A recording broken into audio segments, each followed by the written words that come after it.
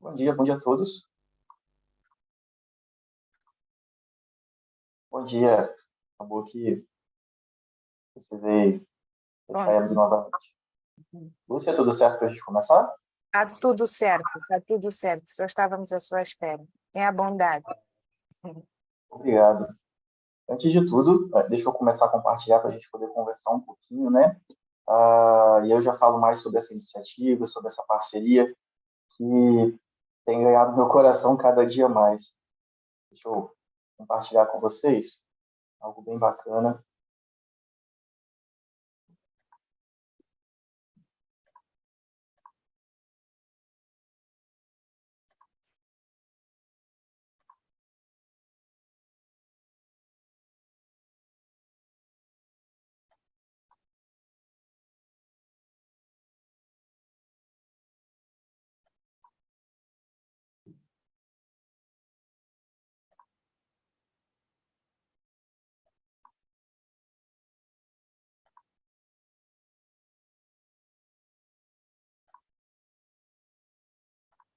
Pronto, tudo certinho. E aí, queríamos conversar um pouquinho com vocês. Ah, Sobre esse projeto que está acontecendo em parceria Brasil-Angola, que é algo que eu tenho sentido um calor no coração, e aos poucos vocês vão entender por que essa iniciativa, toda essa conversa feita a respeito do autismo. O autismo, apesar de ser algo que nós sempre convivemos, ainda é muito novo a respeito das informações, a respeito de como agir com essas crianças e depois de adultos, né? Porque a gente às vezes esquece que crianças crescem. Ainda é muito novo a respeito de qual as formas de tratamento, como acolher essas famílias. Por isso que eu acho fantástico quando tem iniciativas dessa, através, né, da Expedição Teáfrica e da Associação SOI. Perfeito. E a gente vai conversar um pouquinho sobre isso. O nosso tema de hoje é autismo, conhecer para incluir. Mas por que conhecer para incluir? Uma inclusão de verdade, a gente só acontece, a gente só consegue fazer uma inclusão de verdade se a gente conhece o autismo, se a gente consegue identificar, se a gente entende o que está acontecendo, quem são essas crianças, né? O que elas são capazes de fazer. A gente sabe que essas crianças são o tempo todo subestimadas sobre o potencial delas, e aí a gente vai conversar um pouquinho hoje sobre isso, certo? Tem uma frase que eu gosto muito, muito de verdade, que é da doutora Zilda Arnes, que era da Pastoral, né? Uma senhora que quase que eu conheci quando eu era mais novo, mas ela diz assim, ó: como os pássaros que cuidam de seus filhos ao fazerem um ninho no alto das árvores e nas montanhas, longe de predadores, ameaças e perigos, e mais perto de Deus, devemos cuidar de nossos filhos como um grande sagrado, como um bem sagrado, promover o respeito a seus direitos e protegê-los. É uma frase da doutora que eu sou apaixonado, sempre levo comigo, porque fala sobre proteção, sobre acolher, sobre entender quem são essas crianças, né? Antes de tudo, eu queria agradecer imensamente a Expedição Teáfrica, a Associação Açaí. São grupos assim que eu tenho conhecido de uns tempos para cá e tenho apaixonado de verdade pelo trabalho deles. Eles têm levado assim como objetivo informação. E a gente sabe que para trabalhar com essas crianças, a informação faz toda a diferença. Seja informação dentro de casa, seja informação na sala de aula, seja informação no dia a dia.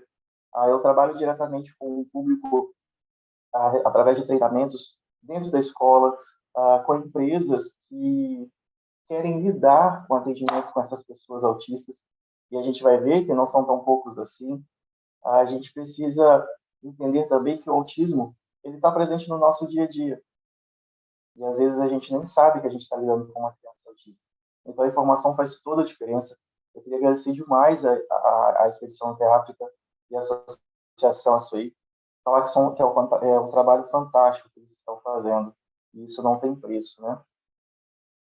Só me apresentando para vocês, meu nome é Rômulo, sou fonoaudiólogo aqui na cidade de Vila Velha. Sou analista do comportamento, né? Me especializei na área de análise do comportamento aplicada. Faço meu mestrado em cima de estudos de linguagem e fala.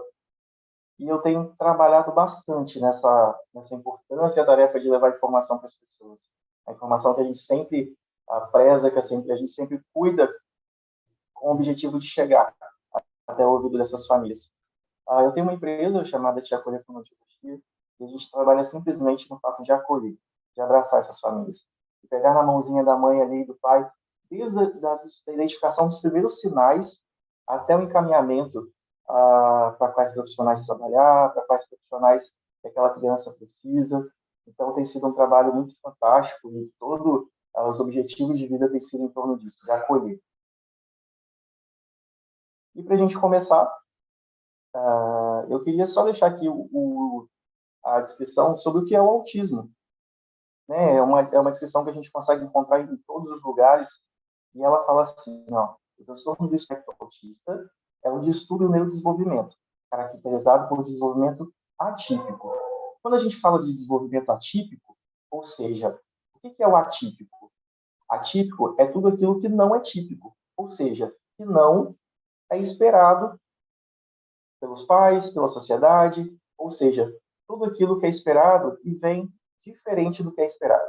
Então, são desenvolvimentos atípicos, manifestações comportamentais, déficits na comunicação e na interação social, padrões de comportamentos repetitivos e estereotipados, podendo apresentar um repertório restrito de interesse e atividades. Essa descrição você consegue encontrar em qualquer lugar, mas tem uma descrição que eu sou apaixonado, assim, que eu sempre levo e eu converso muito com os pais a respeito disso, que diz assim, o autismo impacta como uma pessoa pensa, como ela aprende e como ela experimenta o mundo. Esse experimentar o mundo é que faz toda a diferença. Muitas vezes a gente usa muito as frases, ele vive num mundo diferente, ele vive no outro mundo, ele vive no mundo azul.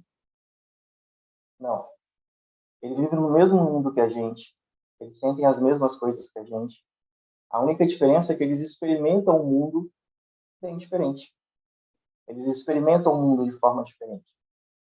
E isso faz a gente pensar como que a gente acessa essas crianças, como que a gente consegue incluir essas crianças na sociedade, entendendo quem elas são, sabendo como elas experimentam, como elas sentem, como elas escutam, como elas enxergam. A claridade que eu vejo é diferente para uma criança autista. O som que eu escuto é diferente para uma criança autista. Como experimenta, o toque, faz toda a diferença na hora de você entender quem são essas crianças. Vamos lá? Essas são as 3 áreas que o autismo ele pega mais, sabe? Que ele mais causa prejuízos, que é a questão social, né? O autista que ele prefere sempre estar mais isolado, não se sente tão legal num lugar com muitas pessoas, com muito barulho, com muito estímulo, seja visual, seja sensorial, olfativo, enfim. Ele se sente muito incomodado nessas áreas com muitas pessoas, com um apelo social muito grande. Outra área que a gente tem também é a área da linguagem, né? A gente sabe lá nos nossos desenvolvimentos neurocognitivos que é diferente a questão de formação, como que ele absorve os fonemas, como que ele desenvolve a linguagem, também é diferente. Água. Também é diferente essa formação e aquisição dos fonemas da linguagem, como que estrutura uma frase. Eles geralmente têm uma frase mais curta, mais objetiva, sem grandes modulações na sua fala, e a questão de comportamento. E aí a gente tem todas as características de comportamento, as estereotipias, a agitação, tudo que possa interferir nas questões comportamentais. Juntando tudo isso, a gente tem um transtorno do espectro autista. A gente também tem outras características, né, que engloba dentro dessas 3, ou seja, as estereotipias, o movimento de pêndulo, são características que a gente vai identificando nessas crianças. Esse movimento que o garotinho está fazendo, as estereotipias com o movimento de autorregulatório, ele consegue se acalmar quando ele está muito feliz ou quando ele está triste demais, quando ele está perto de ter uma crise sensorial, ele faz alguns movimentos em forma de escape para poder diminuir as consequências de uma possível crise sensorial. a rigidez cognitiva, né, que são pensamentos mais rígidos, mais firmados dentro de uma rotina, o apego à rotina, e aí faz essa criança não trabalhar flutuações de pensamento, e aí começa a enfileirar objetos, começa a criar uma rotina fixa, aonde qualquer desvio dessa rotina causa um transtorno maior. Qualquer quebra nessa rotina pode estar sujeito a uma crise sensorial. Nós temos crianças também que choram sem motivo algum, ou, pelo contrário, ficam rindo compulsivamente sem nada ter acontecido antes. Então, são crianças que são muito extremistas, né? Extremos de chorar do nada, de rir do nada, ou quando essa criança está com alguma dificuldade que não sabe se expressar, uma dor de barriga, uma dor de cabeça, algum estímulo que está incomodando, vai chorar, porque não consegue se comunicar. Outras características também, o andar na pontinha do pé, as dificuldades sensoriais, igual a gente estava falando, passou num lugar com muito barulho, tapou o ouvidinho. O andar com estereotipias ou movimentos repetitivos é muito característico também.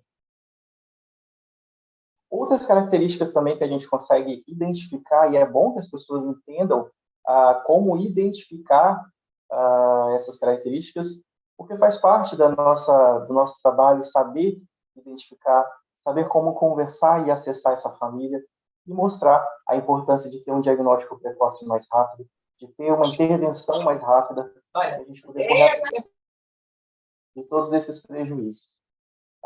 Outras dificuldades na interação social. Falta de interesse em interagir com os colegas. Às vezes, as mães falam assim dentro do consultório: Rômulo, mas o meu filho, ele brinca, eu levo ele no parquinho e ele brinca. E aí você vai fazer um atendimento externo, vai visualizar essa criança e ele apenas brinca ao lado, perto, próximo. Mas é uma criança que não interage, é uma criança que não sabe dividir um brinquedo. Ele brinca ao lado, perto, e não consegue interagir. Então, é uma característica que a gente leva bem em consideração, essa falta de interação com os pares, né, com outras crianças. A preferência dele é interagir com adultos, mas com crianças não é tão legal. A dificuldade em entender e responder a expressões faciais, gestos e sinais sociais, né?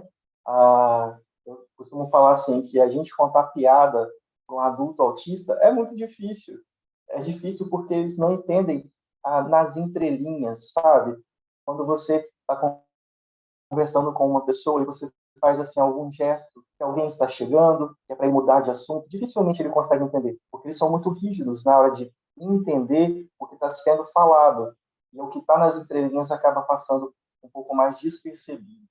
Nós temos aí dificuldade em estabelecer amizades ou manter um relacionamento, justamente por essa rotina que é mais rígida. Nós temos a dificuldade em compartilhar interesses ou brincar de forma cooperativa, né? Aquilo que a gente conversou no primeiro exemplo, de brincar ao lado, a dificuldade de partilhar um brinquedo, a dificuldade de você estar dentro de um grupo social e conseguir partilhar um lanchinho, por exemplo, né? São dificuldades que a gente vê nas questões sensoriais. Dificuldades na comunicação, atraso ou falta de desenvolvimento de fala, e a gente vai ver um pouquinho mais sobre isso lá na frente. Uso repetitivo de linguagem, as famosas ecolalias, né? Nós temos 3 tipos de ecolalia. Hoje eu vou beber muita água porque trabalhei a semana toda e estou um pouquinho com a voz cansada. Uso repetitivo da ecolalia. A gente tem 3 tipos de ecolalia, né? A gente tem aquela ecolalia imediata, que é quando a criança repete o finalzinho da frase que você falou. Oi, tudo bem? Tudo bem. Até a entonação é igual. Temos a ecolalia tardia, onde ela traz frases que ela ouviu em outro momento, mas não tem muita função de comunicar. E temos a mitigada, que aí é uma mistura de ecolalia, mas sim, tem uma função, só que ele faz a ecolalia por falta de repertório vocal. Certo? Vamos lá. Dificuldade em iniciar ou manter uma conversa, por eles serem muito rígidos, por eles terem dificuldade de flexibilizar uma conversa, de dar andamento nesse assunto, acaba sendo conversas mais curtas, mais secas, mais direcionadas, mais metódicas, sem muitas flutuações na comunicação, e dificuldade de entender figuras de linguagem ou expressões idiomáticas. Comportamentos restritos, repetitivos, né? Engajamentos em padrões de comportamentos repetitivos, como bater palma, balançar o corpo, fazer movimentos estereotipados. São movimentos que podem ser de autorregulação, quando eles estão a ponto de se desregular. Quando a gente fala desregular, significa que ele está mudando o comportamento de uma forma muito abrupta. Ou seja, ele está ali dentro de um lugar com muitas pessoas. Ele está se segurando, ele está conseguindo se segurar. Mas chega um momento que o corpinho dele já não resiste mais a tanto estímulo. Ele precisa fazer esses movimentos como forma de se acalmar, se sentir mais protegido, ignorar tudo o que está acontecendo em volta para ele poder ficar mais relaxado. E aí evita uma crise sensorial. Interesses restritos e intensos em tópicos específicos, ou seja, os hiperfocos. Eu tenho crianças que têm hiperfocos grandes em letras e números e a gente não consegue deixar nenhuma letra dentro do consultório porque a gente não consegue fazer com que ele pare de apontar, pare de falar as letrinhas e acaba que o foco é tão grande que não há abertura para outras habilidades a serem trabalhadas. A adesão rígida à rotina, resistência à mudança, quebra a rotina, a criança muda completamente o comportamento. E a hiper ou hiporreatividade sensorial, que a gente já falou, como extrema luz, som, textura, cheiros, etc. Dificuldades na organização e na execução de tarefas. Dificuldades em seguir instruções complexas. Quando você começa a conversar com uma criança e vai pedir alguma coisa, quando a demanda é muito grande, quando o pedido é muito grande, eles se perdem muito na hora de executar essa atividade. Então, vamos dar preferências a frases mais curtas, a entendimento mais direcionados, ao invés de falar assim, exemplo, Pedro, por favor, pega o lápis que está em cima da mesa, né? A gente substitui isso com frases mais direcionadas. Pedro, lápis, mesa, pega. Ou pega o lápis para ti, ou pega o lápis na mesa. Frases mais curtas, mas que têm os mesmos objetivos. Dificuldade de planejar e organizar atividades. Dificuldades em lidar com mudanças de rotina ou transição. Dificuldades em manter o foco e a atenção na mesma tarefa, né? Lembrando, e esse é muito importante da gente poder falar, essas características todas que nós falamos até agora não estão presentes em todas as pessoas no espectro. Vai depender muito do nível e do tipo de comprometimento. A gente fala do espectro autista, né? O que é o espectro?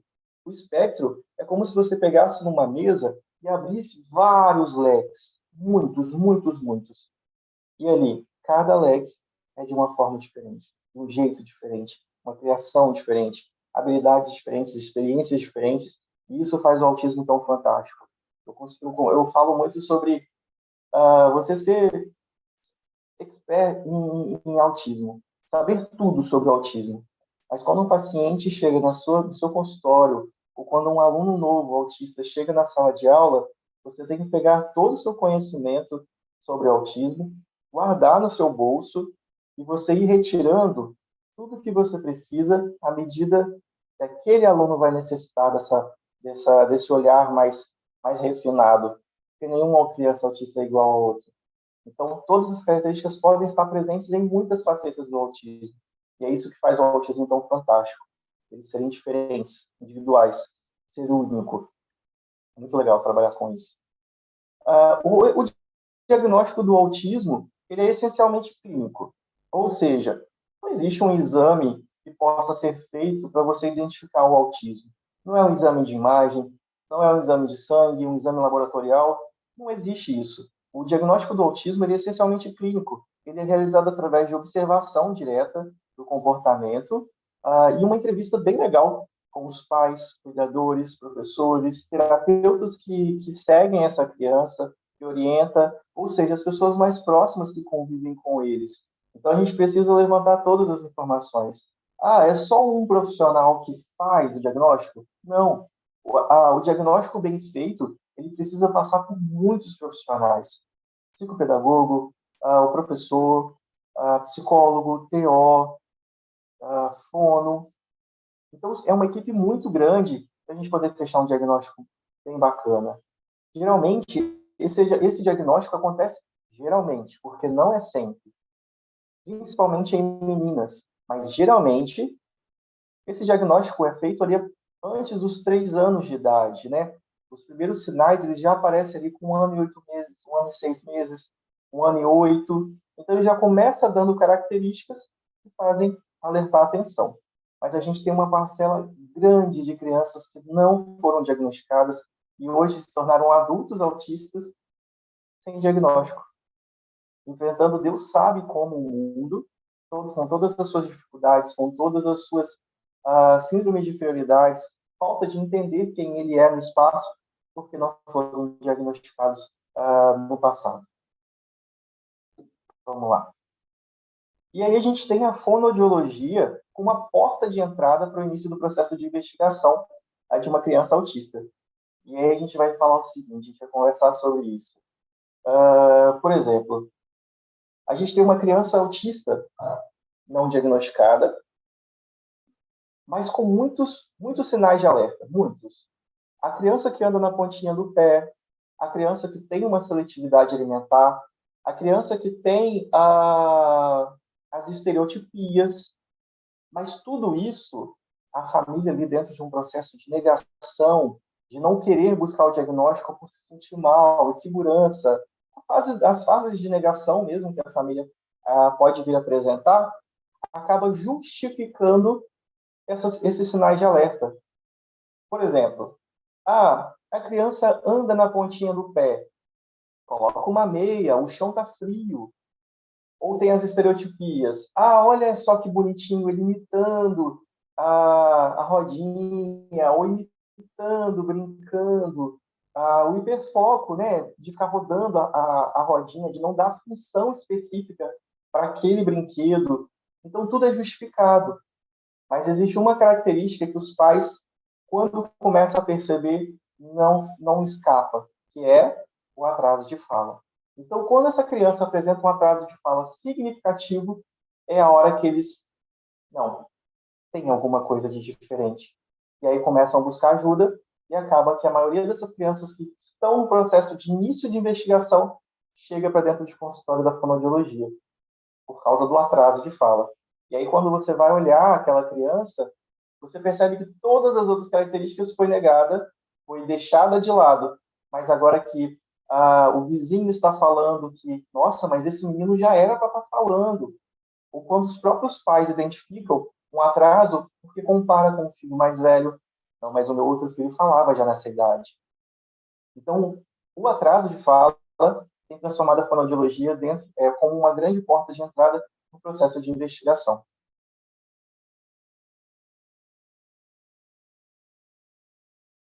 Esse é o Caio, é um paciente que foi diagnosticado com 1 ano e 8 meses. As imagens do Caio estão liberadas, né, autorizadas pela família. Será que vai rodar? Acho que vai, vamos tentar.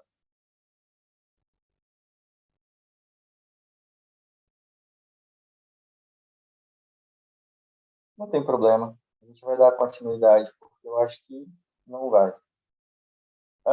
O Caio ele foi diagnosticado com 1 ano e 8 meses, e esse videozinho, ele estava com 1 ano e 8, quase 2. Ele falava todos os animais, ele falava todos os sons dos animais, da vaquinha, da galinha. Então, a gente viu a importância de ter um diagnóstico precoce, de trabalhar o desenvolvimento dessas crianças o quanto antes.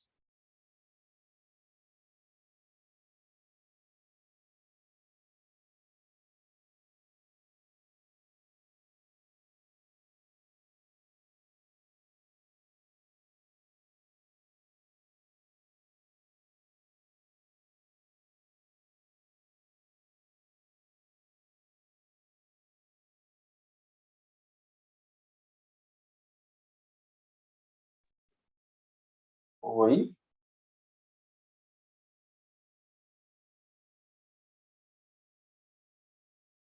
voltei.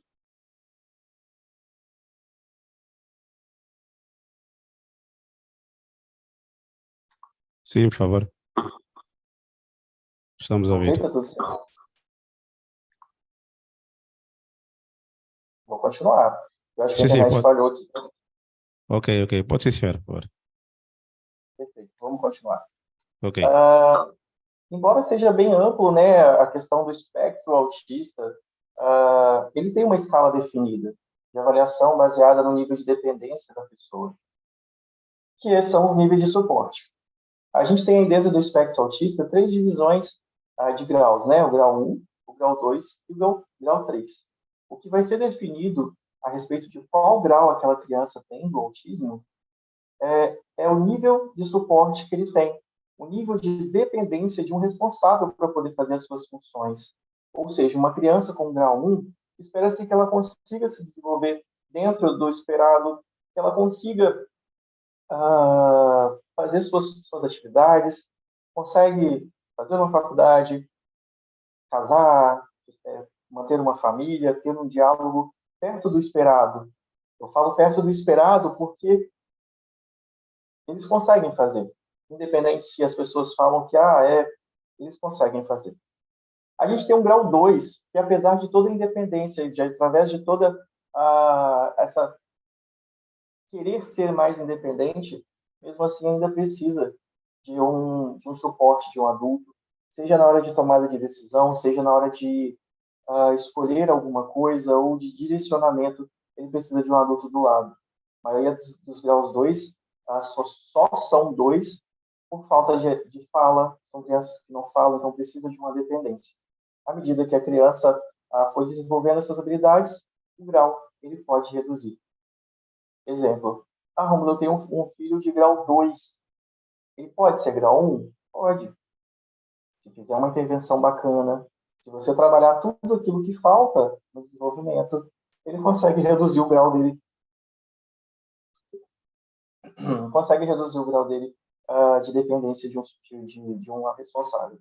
E a gente tem um grau 3, que são crianças mais dependentes de um adulto, seja para tomar banho, para comer, para tomar a medicação, enfim, são graus de dependência. Geralmente, o grau 2 e 3, eles não passam despercebidos, né? Que são os antigos moderados severos. Hoje minha voz está muito legal. Vamos lá. Para a gente poder entender um pouquinho sobre a prevalência do autismo. A gente tem aí, em 2004, 1 para 166. Já é muito. 1 para 166 já é muita coisa. Já são muitas crianças autistas. E a gente teve um grande avanço, né, nas questões de facilidade de acesso à informação, de processo de diagnóstico mais rápido, de pessoas especializadas mais capacitadas, que nos gerou um aumento significativo. Então, a gente tem aí, em 2021, 1 para 44. Já é muita coisa, muita coisa. Uma criança a cada 44 ser autista é muita coisa.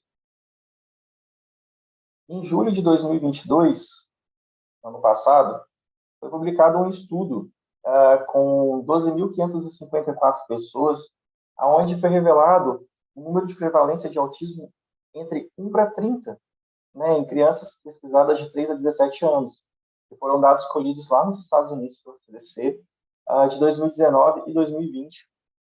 Provavelmente a próxima estimativa vai ser essa, né, 1 para 30. Então, 1 para 30 é muita coisa. A gente tem o dado atual, né?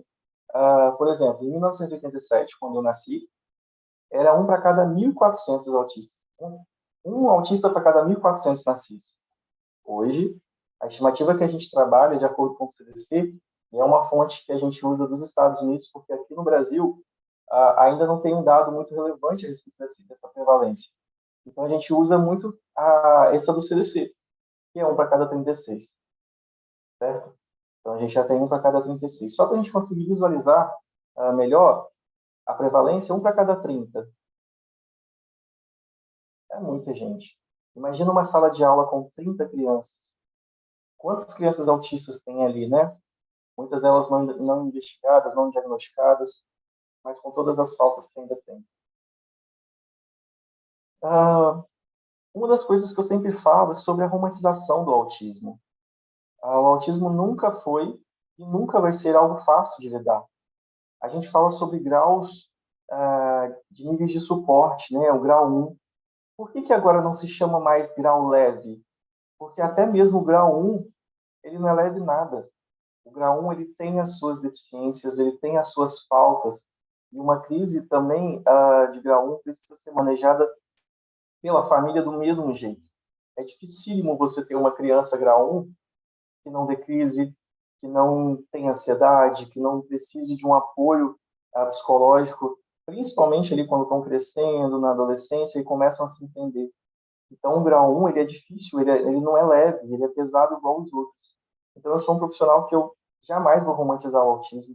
Eu sei que, apesar da gente falar sobre estratégias, sobre olhar com o máximo de normalidade possível, porque é o que precisa ser feito, mas a gente saber que são crianças que precisam de um suporte, são famílias que precisam de uma base, uma rede de apoio bem séria, porque sozinho é dificílimo da gente conseguir fazer com que essa família continue a caminhar, continue a andar. O autismo, ele vem como uma necessidade de um abraço mais forte para essa família. Eles precisam, sim, de ter um carinho maior. Quando a gente fala sobre o acolhimento dessas famílias, né, o acolhimento refere-se a respeitar as dores e as lutas de cada família, a compreender que muitas vezes estão esgotados fisicamente e emocionalmente. Por isso, preferem-se em alguns momentos se isolarem do mundo para não serem alvos de críticas e conselhos capacitistas. Muitas mães que chegam em consultório para mim falam assim: Rômulo, eu estou cansada de ter que explicar que meu filho é autista, de ter que falar que todas as vezes, mas ele não parece autista. Nossa, ele é tão lindo para ser autista. São frases que machucam pais. E as famílias de autistas de grau 1 passam ainda mais por isso, né? Porque são crianças que não têm características sociais tão visíveis assim.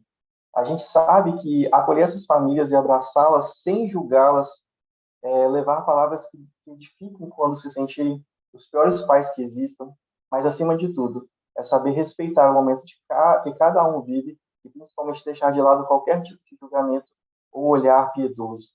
A gente precisa sempre colocar ao lado, né? A gente precisa, eu falo muito sobre isso, sobre o acolhimento, não ser algo que você vai atrás, dando empurrões nas costas, mas sim quando você está ao lado.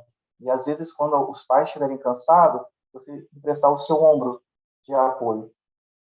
O acolher de verdade, o incluir dentro de uma sociedade é você estar ao lado, é você servir para poder levantar a medida, e não à frente ou atrás, mas sim ao lado.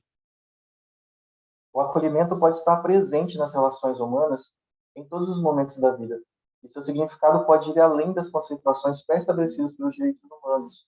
A gente acha que o acolhimento existe um manual a ser seguido. Não. O acolher é você estar ao lado, é você servir de morada, é você servir de teto.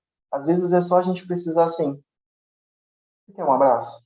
Você quer conversar? Eu sei que está difícil, mas se você quiser conversar, eu estou aqui. Isso faz toda a diferença. Quando você lida com mães que estão ali cansadas, você precisa ter essa empatia, uma construção de ideia a respeito do que é ser uma mãe ou um pai ativo. Porque eles não são somente mães atípicas, né? Elas precisam trabalhar, elas precisam cuidar de outros filhos, elas são donas de casa também. Então, são mães que estão, assim, sempre cansadas, sempre cansadas. Tenho mães que eu recebo em consultório que vem com a blusa do lado avesso, que vem com uma sandália de um pé e de outro, ou vem sandálias com o pé trocado, ou vem, acabou de acordar, o cabelo bagunçado, chega no consultório com a criança cheio de bolsa. Essa é a vida de uma mãe atípica. E tá tudo bem elas estarem desse jeito, porque a vida é pesada com elas. Então, assim, o primeiro passo para fazer um acolhimento, um processo de inclusão, não romantize o autismo, porque ele é pesado sim. O primeiro contato com o autismo, ele é muito antes de qualquer processo de diagnóstico, muito antes. O primeiro contato com o autismo, geralmente está ali o pai ou o filho, a mãe e o filho sozinho brincando, e é ali onde começa uma pulguinha atrás da orelha. Oi, o que está acontecendo? Não, mas ele não fazia esse comportamento. Por que agora está fazendo? Ali é o primeiro contato com o autismo. E ali começa a desenvolver uma grandes misturas de sentimento, de emoções, mas incertezas, dúvidas. E ali a gente começa um processo doloroso para a família. A perda do filho idealizado gera profunda tristeza, medo do futuro, medo do desconhecido, a frustração, a vergonha. Quando você recebe a notícia que você vai ser pai, que você vai ser mãe, ali já começa a nascer um filho ideal, um filho idealizado, sonhado por você, com todas as expectativas que você, como sendo pai ou mãe atípica, coloca numa criança que ainda não nasceu. Quando você recebe o processo de diagnóstico, perdão, quando você recebe a informação que seu filho está nascendo, que está vindo, está sendo gerado, ali você já sabe qual time que ele vai torcer, qual banda que ele vai gostar, qual faculdade que ele vai fazer, a roupinha que você vai querer que ele use na festa de final de semana. Então você cria um filho idealizado ali. Na sua cabeça, aquele filho já nasceu, já está grande, já sabe como que ele vai se portar. E aí você, quando tem o diagnóstico, tudo aquilo que você sonhou fica numa corda bamba. Será que meu filho vai conseguir? Será que ele vai? E se eu faltar? E se acontecer alguma coisa comigo? Será que ele vai conseguir? E aí todas aquelas expectativas que você colocou em cima do filho começam a cair. E aí a gente tem a morte do filho ideal, a morte do filho idealizado. E como toda morte, o luto aparece. O luto possui 5 fases ou estágios que são divididos da seguinte maneira. Primeiro, a negação. Não, não é. Não pode ser. Não, mas meu filho, não, ele é saudável, ele não tem nada, é só andar na ponta do pé, mas é porque o chão está frio, e aí começa esse processo de negação. É dificílimo, né, a questão da negação. E aí a gente tem a negação, o isolamento, o de querer se resguardar mais, de ficar mais com o filho em casa, com medo do que a sociedade vai falar, com medo do que os outros parentes vão falar. E aí, depois que passa essa fase de isolamento, de negação, começa a vir uma raiva muito grande, né? A segunda fase do luto, a raiva. Mas por quê? Começa a culpar o outro, começa a culpar a mãe, culpar o pai, culpar Deus, culpar... Não, mas você tem um primo, não sei aonde, que o autismo veio e pegou o nosso filho e começa um culpar o outro. Nesses casos, a maioria dos casais se separam, porque eles não conseguem identificar realmente o que é o autismo e começa a culpar o outro. Muitas brigas e acaba o relacionamento acabando. É muito complicado essa parte. E aí, depois que passa a raiva, eles começam a entender que não adianta ficar bravo, não adianta gritar. E aí começa aquelas fases de barganha, buscar curas milagrosas, esperam um milagre, começam a fazer N coisas, mudam de cidade para trabalhar com um profissional que eles acreditam que vão fazer com que o filho fale, com que o filho desenvolva, e aí entra a fase da barganha, né? Fez a barganha, viu que não está muito legal, começa a entrar a depressão, a tristeza de ter aquela criança autista, que todos aqueles planos que ele fez não vai se cumprir, e agora a gente precisa desenhar um novo plano, uma nova rota, e aí vem a fase de depressão. É nessa fase que a maioria dos pais chegam dentro de consultório, extremamente depressivos, tristes, sem saber muito para onde ir.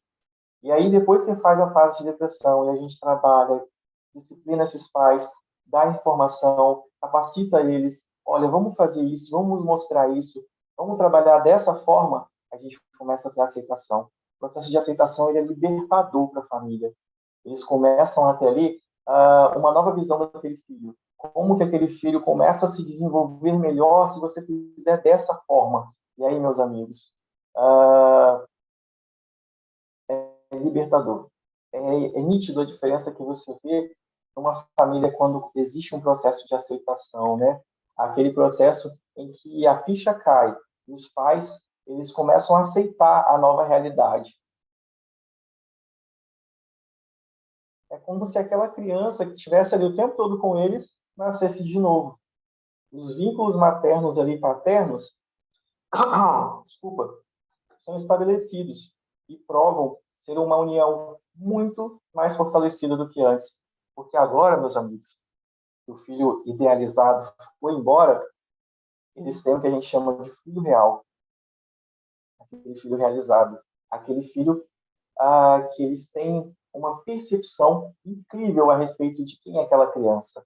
A gente fala muito sobre o autismo, e eu sou apaixonado para falar sobre o autismo, né, de falar sobre o autismo, de falar sobre famílias atípicas. Eu me encaixo dentro desse perfil, né, de famílias atípicas. É incrível quando você vê os olhinhos brilhando dos pais, parece que estão conhecendo o filho pela primeira vez. E é justamente esse o nosso papel de trabalhar o acolhimento dessas famílias. A gente não consegue incluir numa sociedade não só a criança autista, mas a família, se eles não entendem o que é o autismo. Se as pessoas não entendem o que é o autismo. Existem leis que amparam essas crianças, mas a base, o principal é você entender o que é o autismo. Saber quem é aquela criança. É uma coisa que eu falo muito com os meus alunos, uh, eles que são professores, conheça o aluno de vocês.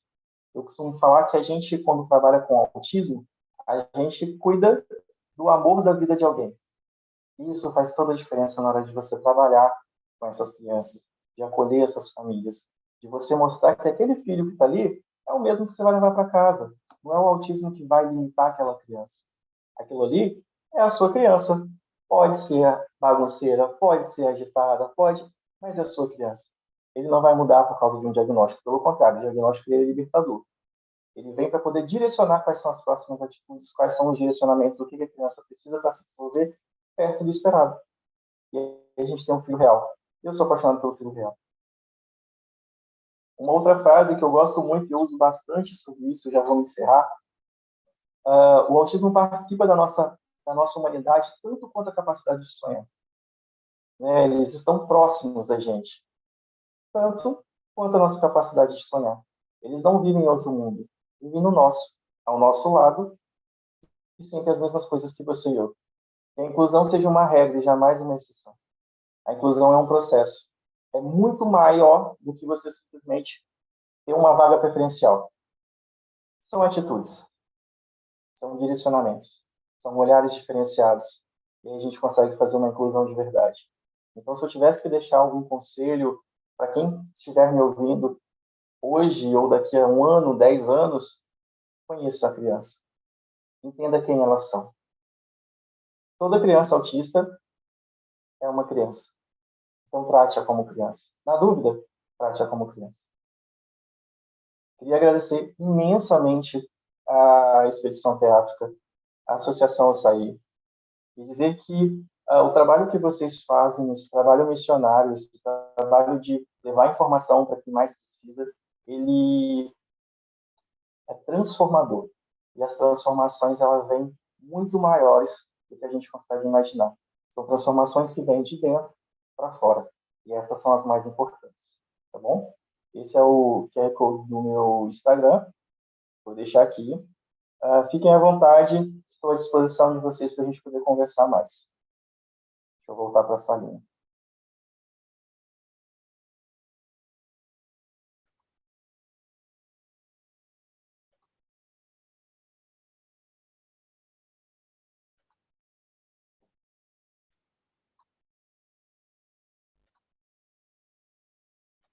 Ok. Boa tarde.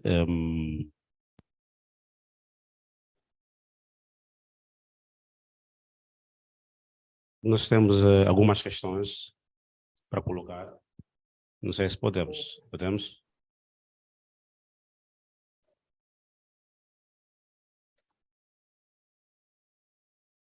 Só um minuto, a Lúcia está a pedir para entrar.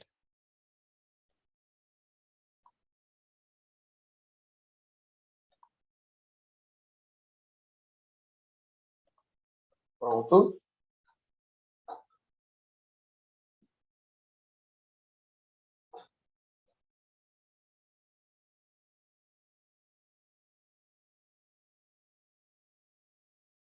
Eu também estou a ver aqui no, no YouTube para ver se há algumas perguntas. Vou passar a ler. Acompanho o trabalho do Rômulo mais de um ano e tenho certeza na capacidade e na excelência no trabalho dele e na sua capacidade de ensinar. E nós podemos conferir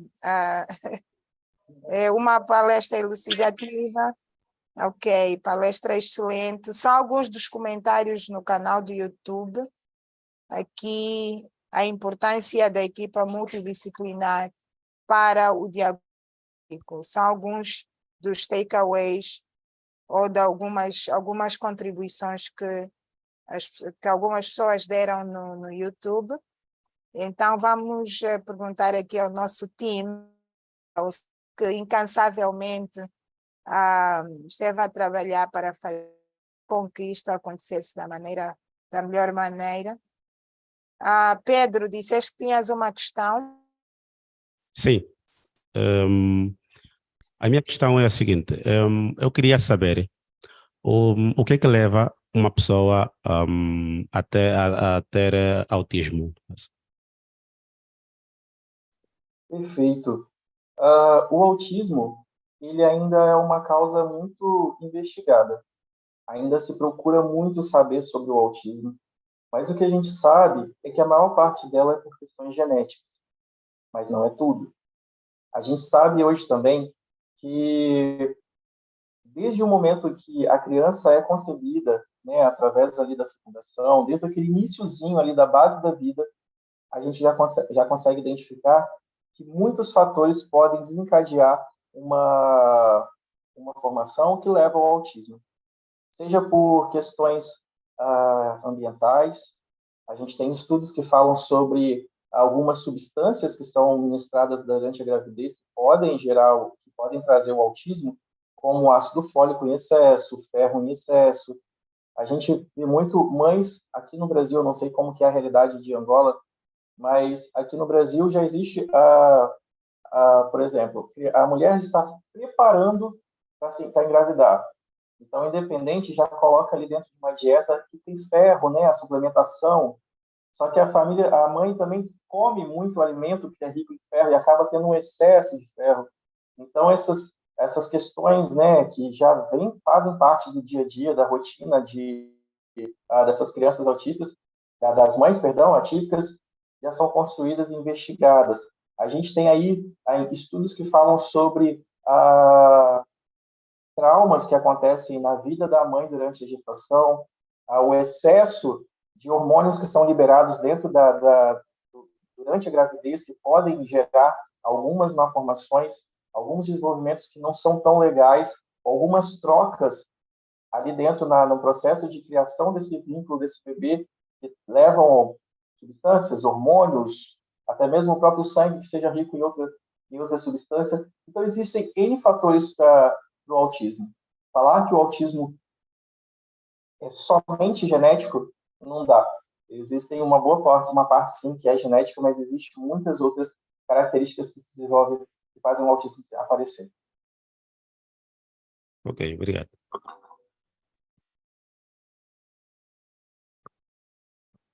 Tem algumas perguntas no YouTube. A Adriana Bezerra pergunta como podemos melhorar a vida dos alunos. Dos alunos, perdão, não te ouvi. Como podemos melhorar a vida dos autistas? Esta é uma pergunta no YouTube, da Adriana Bezerra. Pode.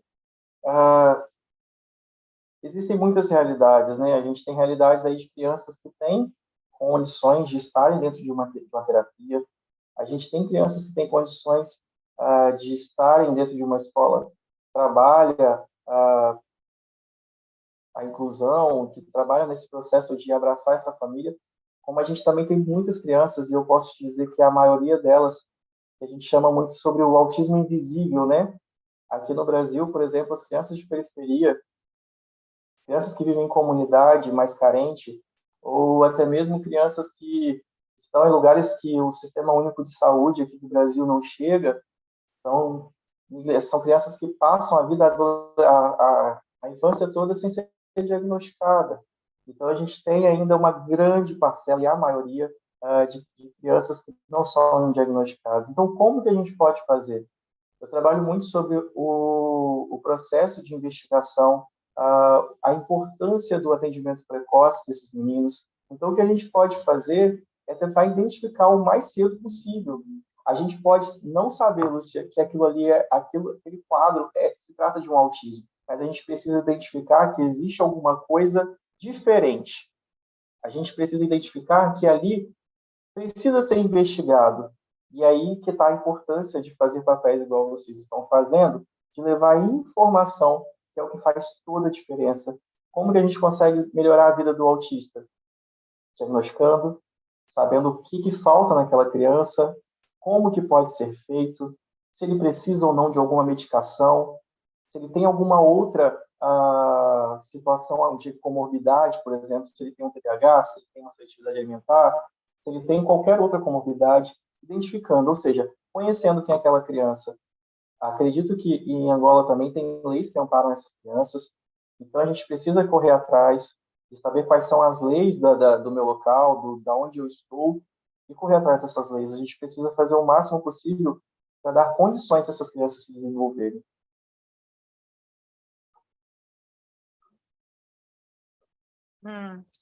Muito obrigada. Falou né, que nós estamos, ou reforçou aqui a ideia que nós estamos a fazer alguma coisa para poder ajudar as crianças.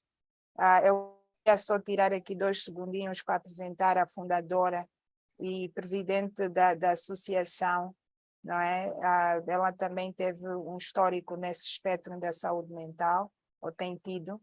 Não sei, talvez ela não queira falar agora. Mas já agradecemos pelo reconhecimento do trabalho que nós temos estado a fazer. Tem mais perguntas aqui. A Adriana está muito ativa no YouTube. Ela diz aqui, gostaria de saber como é a questão do T em Angola, como as crianças são tratadas. Bom, aqui o Dr. Rômulo não teria a resposta, porque está no Brasil, e falou de uma perspectiva brasileira, obviamente, de alguém que está no Brasil, e nós acolhemos como forma de partilha de conhecimento, intercâmbio, aprender com alguém que está num outro lugar, e vamos tentar, de uma forma ou de outra, facilitar com que estas melhores práticas sejam implementadas também em Angola. Estou à procura de mais perguntas. Como fazer com que os pais aceitem que que os seus filhos precisam de ajuda, de tratamento, de cuidados? Eu acho que tem a ver com os pais. Sim. O processo de investigação, ele desencadeia nos pais muitos gatilhos, né, muitas sensações difíceis, muitas situações que os pais ficam inseguros, sentem incapazes de criar aquela criança, justamente pela falta de informação.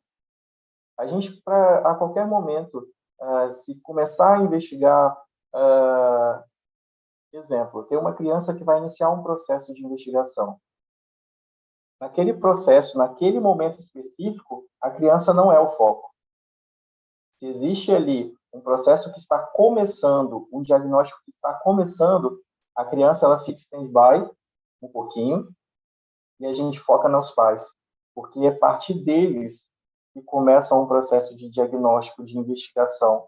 E a gente só consegue fazer isso se tiver uma conversa muito tranquila, um vínculo de respeito e carinho mútuo, que eles consigam identificar e confiar no seu direcionamento. Isso é muito importante, de você falar assim, olha, a partir de agora eu estou caminhando com você e a gente vai precisar estudar, a gente vai precisar entender o que é o autismo, a gente vai precisar. Isso antes do diagnóstico ser fechado. A gente precisa disciplinar esses pais para poder fazer com que essa passagem daquelas 5 fases do luto que a gente conversou seja algo que passe um pouco mais leve, porque a gente sabe que o processo do luto É como se você tivesse perdido alguém de verdade, porque lembra que a gente falou sobre a morte do filho ideal? Aquela criança que eles idealizaram não existe. Então, eles estão perdendo parte da vida deles. Né? O amor deles ali vai ter que ser reconstruído. E isso precisa de uma responsabilidade por quem está conduzindo esse processo diagnóstico muito grande. Então, antes de tudo, deixa a criança ali em stand-by, socorre o que ele mais precisa. É seletividade alimentar. A gente não pode brincar com seletividade alimentar. Então, vamos ajudar a criança, mas o foco ainda são os pais e capacitar eles para poder passar por essa fase de diagnóstico, de investigação, mais leve. Eu falo mais leve porque é muito pesado. E por mais que a gente fale, crie um vínculo, cuide, ainda assim é pesado. Uau, uau. Temos mais cerca de 2 minutos. Doutor Rômulo, mas muito obrigada aqui no chat. Geralmente, quando está a terminar, é que as pessoas querem falar aqui no chat. Mas pronto, eu vi o microfone aí a passar para a presidente e fundadora da Associação OSAN. Sofiana, tenha bondade. Olá, boa tarde, doutor Rômulo Porto. Boa tarde. Boa tarde. Assim, eu sou a Sofiana Macassi, sou a presidente da Associação OSAN. Assim, por trás tenho uma história que vivi um problema de depressão e por isso decidi criar a associação para ajudar as pessoas e dar o meu testemunho sobre depressão, saúde mental no geral, estresse, ansiedade. E estamos a falar do tema do autismo, né, que é um dos temas dentro da saúde mental.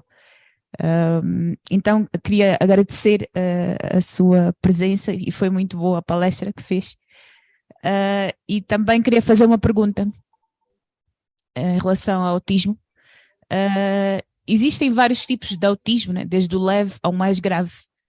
Poderia dizer a diferença e também que tipos de terapia pode-se fazer para prevenir? Perfeito. A gente tem, vou falar um pouco da minha realidade, eu não sei como é empregado aí em Angola, mas eu acredito que seja igual. A gente tem aí 3 tipos de autismo, né? A gente tem o autismo, antes a gente falava muito sobre leve, moderado e severo. A gente aí tem 3 graus diferentes de autismo. Mas hoje a gente usa, através da nova nomenclatura, grau 1, grau 2 e grau 3, que é o antigo leve, moderado e severo. O que define o grau é o nível de suporte dessa criança. Exemplo, o grau 1, ele é aquele grau que consegue uma independência dentro do... Ele consegue se virar através de muita terapia, através de um condicionamento, ele consegue se virar. Ele consegue criar uma independência e fazer suas atividades, seu trabalho, fazer uma faculdade, manter uma família. O grau 1 ele consegue. Ele é uma criança que vai crescer, claro, que se tiver um acompanhamento adequado, porque às vezes pode estar associado com um TDAH, pode estar associado com outros transtornos que dificultam um pouquinho mais, mas ele consegue se desenvolver. O grau 2 e grau 3, ele precisa de um suporte do adulto, às vezes até mesmo na fase adulta. Então, a gente precisa dimensionar quais são os graus para a gente poder identificar qual é aquela criança e qual é a necessidade que falta. Hoje, a gente tem muitos tipos de terapia. A gente tem a terapia ABA, a gente tem o Denver, a gente tem a Full-Time, muitas terapias. E aí, falar que só uma está certa seria muito, muito feio da minha parte.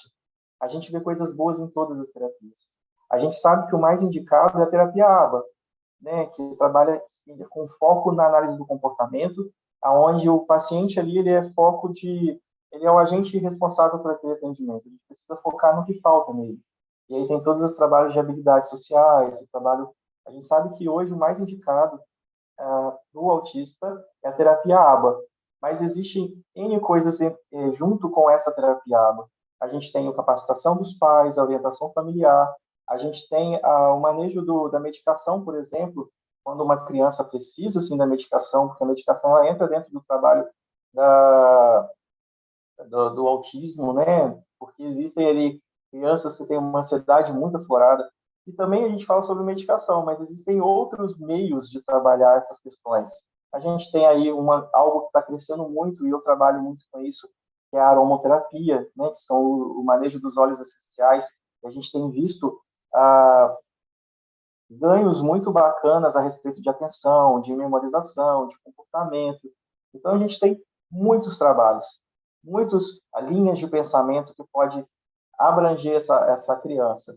E aí cabe o médico que está ali orientando a família ver qual que se encaixa melhor, qual que a criança consegue se desenvolver mais, qual que a família vai conseguir manter uma linha de diagnóstico, uma linha de pensamento, uma linha de terapia dentro daqui de cada caso.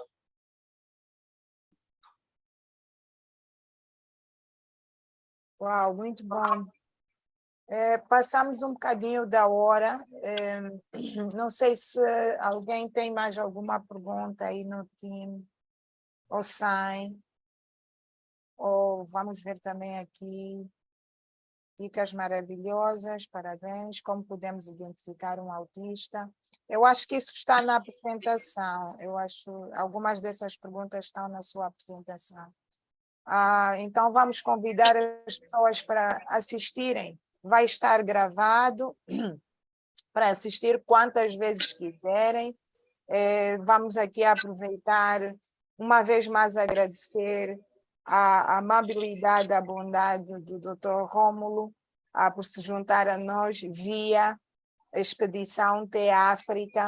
Nós vamos continuar a juntar esforços, né, para cada vez mais levar essa temática aos ouvidos daqueles que precisam, em forma de prevenção e em forma, de alguma forma, também para lutar contra o estigma à volta à volta do autismo.